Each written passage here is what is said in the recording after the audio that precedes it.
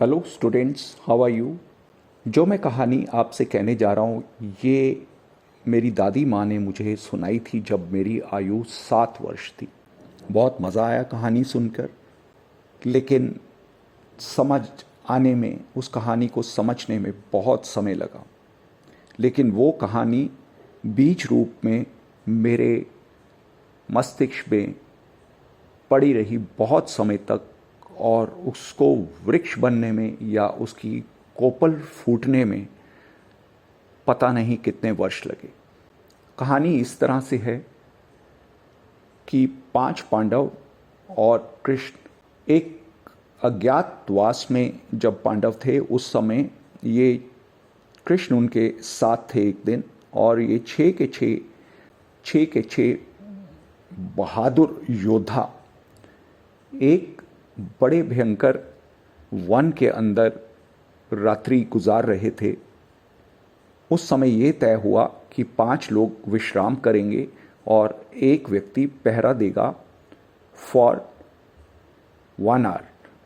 अगर 6 घंटे के लिए उन्होंने सोना है तो उसमें से एक व्यक्ति अपनी नींद 1 घंटे के लिए नहीं लेगा और पहरा देगा, कहीं कोई जंगली जानवर ना आ जाए या कोई कौरवों के सैनिक उनको ढूंढते हुए ना आ जाएं। तो उनका मुकाबला करने के लिए वो जो व्यक्ति पहरा दे रहा है वो एकदम सजग रहेगा।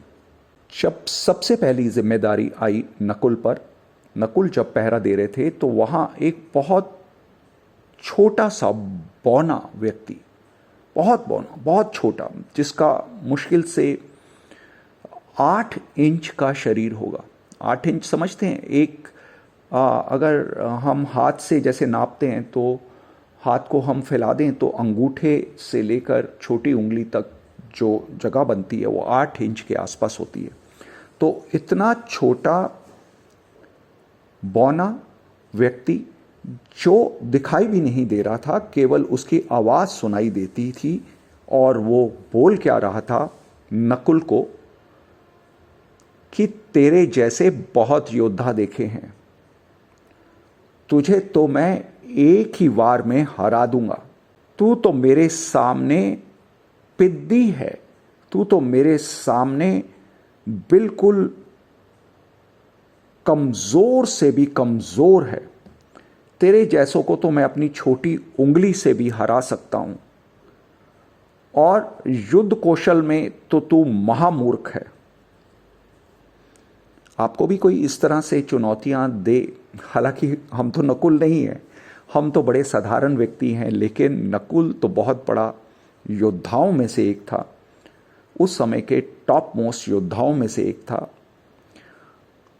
जब उसको ये सब सुनाई दिया, वो दिखाई तो नहीं दिया, वो जो छोटा सा बौना है वो दिखाई तो नहीं दिया, लेकिन यहाँ पर उसके मस्तिष्क के अंदर और उसकी ईगो को इतना हर्ट होना शुरू हुआ कि उसकी बॉडी कांपने से लग गई।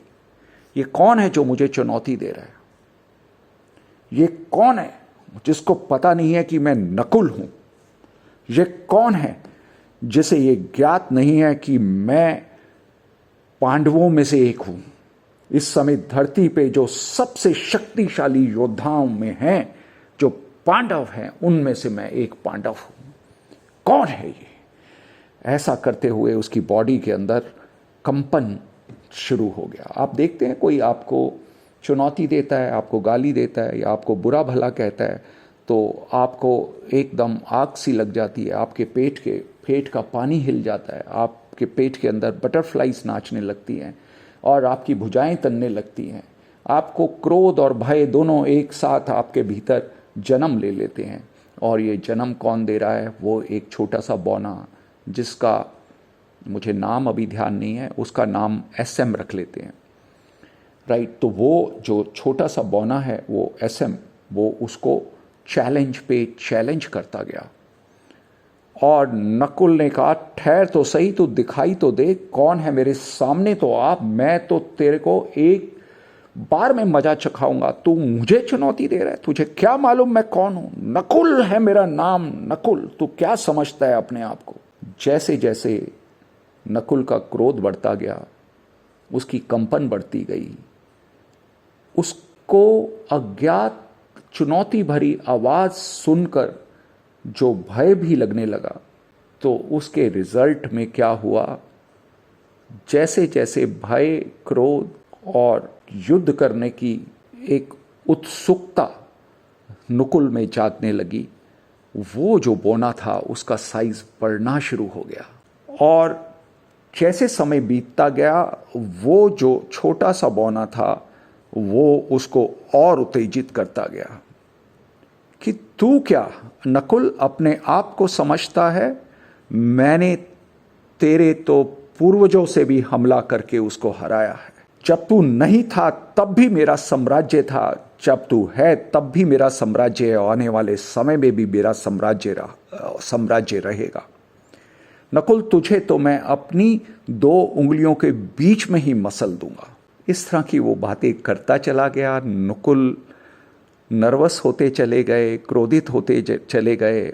उनको अपनी शक्ति पर भी अविश्वास सा होने लगा, और जैसे जैसे उनको अपनी शक्ति पे अविश्वास होने लगा, क्रोध बढ़ने लगा, भय बढ़ने लगा, ये बोने का साइज और बढ़ने लगा। वो बढ़ते बढ़ते इतना बड़ा हो गया कि जो बौना था वो तो विशाल काय एक रूप के अंदर स्थापित हो गया, जिसके सामने नकुल बोना लगने लगा। और परिणाम केवल यही था कि एक छोटा सा युद्ध, उस युद्ध के अंदर नकुल की पराजय, और नकुल जाकर 1 घंटा बीतने का इंतजार करने लगा। और जैसे ही 1 घंटा बीता, उसने सहदेव को उठाया और कहा, it's now your duty time, तुम अब जाकर ड्यूटी दो, मैं विश्राम करता हूँ। पर विश्राम कहाँ, वो तो लेट कर देखना चाह रहा था कि सहदेव के साथ क्या होने वाला है। सहदेव का जैसे ही समय शुरू हुआ ड्यूटी देने का, वो बौने ने वही बात दोहरानी चालू की, चुनौतियां देनी शुरू की। चुनौतियां वही थीं, आवाज वही थी, केवल नकुल की जगह सहदेव, नाम सहदेव था। वही बौना के सामने जब सहदेव को क्रोध आया, भय आया, कंपन हुआ, अपने ऊपर अविश्वास बढ़ने लगा, बौने का साइज बढ़ने लगा। वो छोटा सा बौना जो केवल 8 इंच का था, वो 80 फुट का हो गया। फिर एक छोटा सा युद्ध, और उसके अंदर सहदेव की पराजय। सहदेव ने विश्राम के लिए गया और उसने अर्जुन को उठाया। अब सहदेव की जगह नाम अर्जुन था, बातें वही थी, अर्जुन तुझे तो मैं अपनी 2 उंगलियों में मसल दूंगा। तू अपने आप को सबसे बड़ा धनुर्धारी समझता है, तूने सोचता है कि तूने या सारे युद्ध जीत लिए, कभी मुझ जैसे योद्धा से तेरा पाला नहीं पड़ा। एक अर्जुन क्या, मेरे सामने 100 अर्जुन आ जाएं तो वो उनकी भी पराजय निश्चित है। हिम्मत है तो मुझसे लड़के दिखाओ। दिखता तो कोई है नहीं। बात होती जाती है, बात बात में क्रोध बढ़ता है, बात बात में भुजाएं फड़फड़ाती हैं, बात बात में एक अज्ञात भय जन्म लेता है, कंपन जन्म लेता है, और अपने ऊपर अविश्वास पैदा होता है। और वो बोना फिर 8 इंच से 80 फुट का हो जाता है। एक छोटा सा युद्ध, अर्जुन की पराजय। ऐसे ही अगला नंबर आया भीम का, और उसके बाद युधिष्ठिर का। उसके बाद अंतिम 1 घंटे के लिए जो पहरेदार बनने का समय मिला, वो मिला श्री कृष्ण को। और बौना वही बात दोहराने लगा कि तुम कौन हो कृष्ण, अपने आप को भगवान समझते हो? आज तुम्हें पता चलेगा कि तुम्हारा किससे पाला पड़ा है। श्री कृष्ण ने दाएं बाएं देखा, कौन है, तो देखा आवाज किधर से आ रही है। उन्होंने ये नहीं देखा कि कौन चुनौती दे रहा है, वो क्या चुनौती दे रहा है, वो उनको क्या बोल रहा है। वो अपने मन में स्थिर हैं, थे और रहे। उन्होंने कहा, ये कौन है, ये कौन मजाक सा करता है। देखे तो ध्यान से देखा, एक छोटा सा बौना, और उनको चुनौती देते चले जा रहा है। भगवान उस बौने के पास गए और जाकर उन्होंने उस बौने को अपने हाथ में उठाया और जो उन्होंने एक गमछा अपना अपना ऊपर धारण किया हुआ था, उस गमछे के कोने में उस बौने को बांधा और उसके बाद 1 घंटे तक पहरा दिया। और उसके बाद सभी पांडवों के जागने का समय हुआ। सब जागे हुए ही थे, सब जागे। और जब उन्होंने उस बौने को श्री कृष्ण के गमछे में बंधा हुआ देखा तो एक चीज़ तो सब मान गए कि हमें कोई हरा नहीं सकता, कोई मुश्किल, कोई तकलीफ हमें हरा नहीं सकती। जब वो कोई मुश्किल आती है तो उसके बारे में अनेक तरह से मन में विचार आने लगते हैं और वो विचार ही उस 8 इंच की समस्या को, जो केवल बड़े हल्के से प्रयास से ही सॉल्व हो सकती है, उसी 8 इंच की समस्या को हम अपने विचारों से बार बार उसका चिंतन करते हुए हम उसको 80 फुट का बना देते हैं और उससे अपने बनाए हुए ही एक इमेजिन किए हुए एक विशालकाय व्यक्ति से हम हार जाते हैं। विशालकाय व्यक्ति वो केवल हमारे विचारों का है। समस्या तो 8 इंच की है, लेकिन उस 8 इंच की समस्या को हम इतना विचार करते हैं और उसकी आवाज़ का इको इतना बड़ा करते हैं कि ये समस्या आ गई, ये अब क्या होगा, ये मेरे साथ ही क्यों होता है, ये मुझे तो ले डूबेगी, ये तो मेरे दूसरे कार्यों के ऊपर भी प्रभाव डालेगी, लोग मेरे बारे में क्या सोचेंगे, इसका मैं समस्या का हल कैसे करूँगा, मेरी तो बड़ी जमा की हुई पूंजी है वही इसमें निकल जाएगी। पता नहीं क्या क्या हम सोचते हैं। मेरी तो सारी शक्ति इसी में लग जाएगी, मैं दूसरा भला काम कैसे कर पाऊंगा, क्या सोचते हैं। उस 8 इंच की समस्या को हम सोच कर 80 फुट का बना देते हैं और उसी से पराजित हो जाते हैं।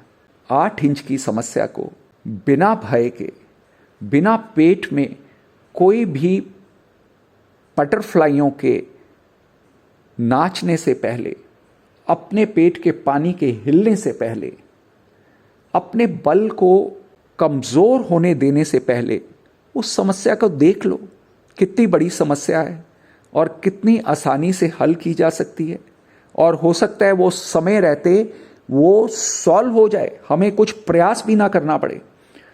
और बिना प्रयास के हल होने वाली समस्या को भी हम इतना बड़ा बना देते हैं और फिर हम कहते हैं कि हमारे जीवन में तो बहुत उपद्रव हैं, बहुत चैलेंजेस हैं, बहुत समस्याएं हैं। 7 वर्ष के बालक को अगर ये वाली कथा सुनाई जाए तो वो, मैं नहीं समझता कोई 7 साल का बालक इसको अच्छे से समझ सकता है कि कैसे हमने अपने आप को बैलेंस करके रखना है, कैसे अपना संतुलन बना के रखना है। जब भी कोई समस्या आती है तो बिना विचलित हुए अगर उस समस्या को हम एड्रेस करते हैं तो हम खुद श्री कृष्ण हो सकते हैं। वरना हमारे विचार, हमारा मन उसको इतना ज़्यादा मल्टीप्लाई